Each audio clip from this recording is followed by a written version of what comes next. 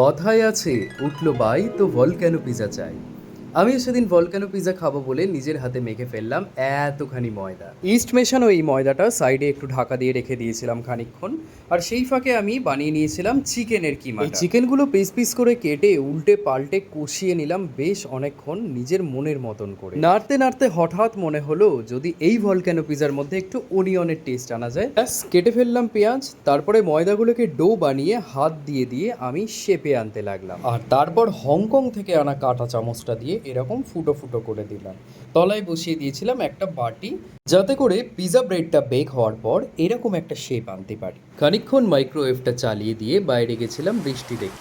3-4 minute bake হওয়া পিজাগুলোকে বার করে এনে তার ওপর ভালো করে মাখিয়ে দিলাম পিজা সস, আর ছিটিয়ে দিলাম ছোট ছোট করে কাটা পেঁয়াজের টুকরোগুলো।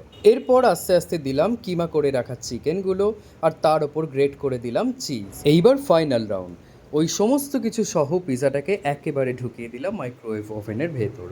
আর একটা জিনিস ভিডিও করতে ভুলে গেছিলাম, সেটা হলো ওই ভলক্যানো পিজার ভেতরে যেটুকু জায়গা ছিল ওর মধ্যে ঢেলেছিলাম চিজ, এবং তার সাথে মিশিয়েছিলাম আরও একটা সিক্রেট জিনিস। ব্যাস আর কি, মাইক্রোওয়েভ ওভেন থেকে টিং করে শব্দ হওয়ার পর আমি ছুটতে চলে গেলাম এবং দরজা খুলে বার করে আনলাম আমার নিজের হাতের বানানো এই ভলক্যানো পিজা।